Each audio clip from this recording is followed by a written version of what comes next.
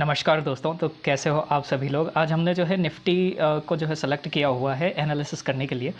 तो निफ्टी का जो क्लोजिंग प्राइस है वो हम देखेंगे कि डे हाई के पास में है, राइट। और डे हाई के पास में जो है एक कंसोलिडेशन फेज़ में ये जो है क्लोज़ हुआ है। किसी भी तरह की पोजीशंस लास्ट आवर में नहीं बनी है। तो लास्ट आवर में जो होल्ड हुई वाली जो पोजीशंस हैं वो जो क्लोजिंग प्राइस में कौन कौन सी पोजीशंस होती हैं, जो सेल करके जाता है उसकी पोजीशन, सेलर की पोजीशंस भी होती हैं। और जो जिसने यहाँ से बाई किया है मे बी वो इस उम्मीद में होगा, आधी क्वांटिटी बुक कर लिया होगा, आधी क्वांटिटी इस उम्मीद में होगा कि अगले दिन मार्केट जो है गैप अप ओपन हो जाए, राइट। क्योंकि आज भी काफ़ी अच्छा जो है मार्केट में मोमेंटम देखने को मिला अपर साइड में।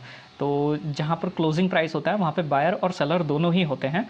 तो अब हम क्या करते हैं कि हम किसी भी चार्ट को जब भी इंट्राडे के लिए एनालिसिस करते हैं तो मिनिमम 2 दिनों का चार्ट हम एनालाइज करते हैं। तो चलिए चलते हैं 17 तारीख के चार्ट में। तो 17 तारीख के दिन जो है काफ़ी अच्छा एक बुलिश मोमेंटम हुआ था, राइट। उसके बाद एक डाउनफॉल आया था और इस स्विंग का ब्रेक डाउन भी कर दिया था। तो यहाँ पर जो अगर किसी ने मॉर्निंग में बाई किया होगा तो उसका स्टॉप लॉस हमें नहीं मिल सकते, क्योंकि उसने अच्छा प्रॉफिट भी देखा और एक डाउन साइड का मोमेंटम भी कर दिया मार्केट में। तो उस कंडीशन में ये निकल गया होगा अपनी पोजीशन। लेकिन यहाँ पे क्या किया, यहाँ पे सेलर थे होंगे, राइट। लेकिन मार्केट ने क्या किया, ये बार यहाँ से भाग गया और जो डाउन साइड में जो मोमेंटम आया हुआ था इससे सेलर एक्टिवेट हो गए होंगे इंट्राडे में, और मार्केट ने उनके स्टॉप लॉस हंट करते हुए अपर साइड का मोमेंटम कर दिया, राइट। तो इस कंडीशन में हुआ क्या कि जो 17 तारीख का जो बायर था वो हमें नहीं मिल सकता, और जो सेलर था वो तो उसको तो उसी दिन मार्केट ने ट्रैप कर लिया था। अब बचा यहाँ पे जो बायर था लास्ट में जिसने मार्केट को इतना मोमेंटम करवाया, उसकी पोजीशन जो है उसने होल्ड भी की होगी, तो उसको आज एक अच्छा खासा मोमेंटम मिल चुका है।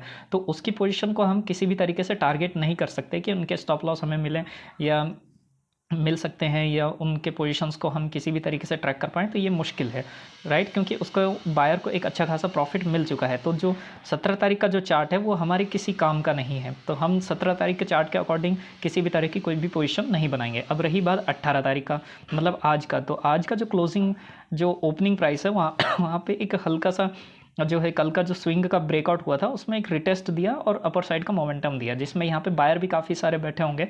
तो और ऐसा कोई स्विंग का ब्रेकडाउन नहीं दिया जिसकी वजह से बायर की पोजीशन यहाँ पे बायर को कोई खतरा महसूस हुआ होगा, राइट। तो यहाँ पे जो क्लोजिंग प्राइस है वहाँ पे बायर सेलर दोनों ही है, और मार्केट में अभी तक का जो है बायर यहाँ पे अवेलेबल है। तो अगर और ऊपर साइड ऐसे कोई स्टॉप लॉस नहीं है, ऊपर साइड कोई ऐसे स्टॉप लॉस नहीं है जिनको देखकर जो है हम पोजीशन बना सकें कि हमें बाय करना है या सेल करना है, राइट। इंट्राडे में यदि क्रिएट करता है stop loss gap up open होकर तो फिर वो बात अलग होती है। लेकिन अभी की कंडीशन में जो है यदि हम देखें तो ऊपर साइड ऐसे कोई पोजीशन नहीं है जिनको देखकर जो है पोजीशन बनाई जा सके। अब रही बात अब डाउन साइड में, तो डाउन साइड में अगर मार्केट डाउन साइड आता है बायर्स को ट्रैप करके, और यदि डाउन साइड आता है तो ये जो बायर है ये 60% के प्रॉफिट में अपनी पोजीशन काट देगा। तो 60% का जो लेवल है वो ये है 18,090 का जो लेवल है, ये जो है 18,085 से 90 का जो लेवल है वो 60% का लेवल है। अगर मार्केट यहाँ तक आता है तो मे बी ये भाग सकता है। अगर सेलिंग प्रेशर कुछ ज़्यादा ही हुआ तो एक रिट्रेसमेंट लेके, और इसका जो डे लो अगर सेलिंग प्रेशर कुछ ज़्यादा ही बना देते हैं, इंट्राडे में कोई पावरफुल सेलर आ जाता है और 60% के लेवल से भी नीचे निकाल देता है, तो फिर हम ये मानेंगे कि इसने अपनी पोजीशन काटी नहीं है, अब इनके कंप्लीट स्टॉप लॉस जाने वाले हैं। तो इसका जो डे लो है 18,030, 18,025 से लेकर 18,030 का जो लेवल है, यहाँ तक का मार्केट जो है मोमेंटम कर सकता है डाउन साइड में, क्योंकि कल एक्सपायरी भी है। तो उस कंडीशन में जो है अगर ये अपनी पोजीशन नहीं काटता है, जो बायर है वो अपनी पोजीशन नहीं काटता है, तो डाउन साइड मोमेंटम इतना हो सकता है। लेकिन अपर साइड की बात करें तो अपर साइड यदि मार्केट को जाना है तो अपर साइड में पहले जो है ये क्लोजिंग प्राइस वाले जो बायर और सेलर हैं इनको ट्रैप करने के बाद यहाँ से जो है स्टॉप लॉस क्रिएट करता हुआ अपर साइड जा सकता है। तो डिपेंड करता है कि किस तरह की ओपनिंग होती है और फर्स्ट कैंडल में किस तरह का जो है पोजीशंस बनती है, मार्केट में किसको ट्रैप करता है, उसके अकॉर्डिंग हमें पोजीशंस बनाना है लाइव मार्केट के प्राइस एक्शन के अकॉर्डिंग।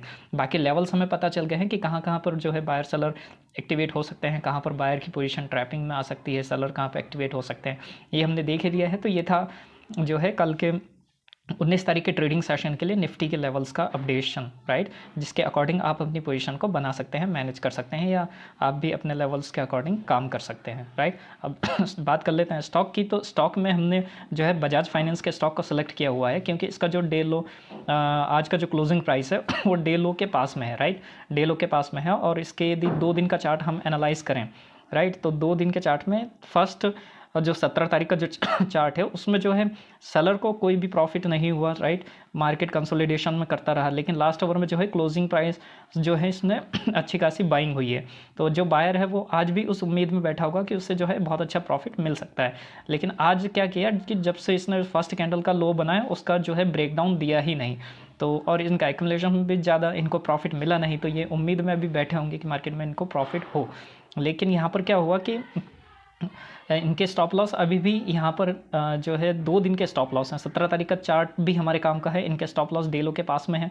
और आज के भी यदि बाई किया होगा, आज भी यदि डाउन साइड आया और भी इन्होंने बाई किया होगा तो इनके स्टॉप लॉस यहाँ डे लो के पास में है। लेकिन जो सेलर है वो 17 तारीख का जो सेलर था वो तो निकल चुका है, राइट। 17 तारीख का जो सेलर था वो निकल चुका है और 18 तारीख का जो सेलर है वहाँ पे ये स्विंग्स में बैठा हुआ है। तो वो बहुत अलर्ट मोड में रहते हैं जो स्विंग्स में सेलर सेलिंग करते हैं, क्योंकि यहाँ पे सेल किया, फिर एक रिट्रेसमेंट आया, मे बी ये निकल गया होगा या अलर्ट मोड में होगा, फिर सेलिंग आई, फिर एक रिट्रेसमेंट आया।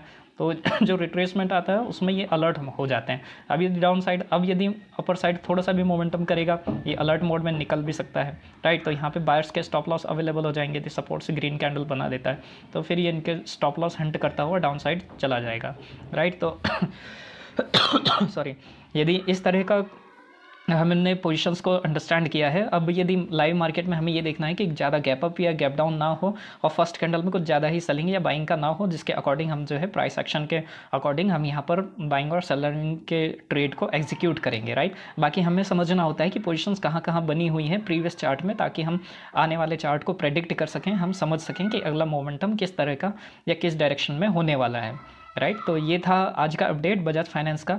देखते हैं कल के 19 तारीख के ट्रेडिंग सेशन में किस तरीके से ये बिहेव करता है, उसके अकॉर्डिंग ही हमें ट्रेड बनाना है। ओके, तो मिलते हैं नेक्स्ट वीडियो में। Thank you.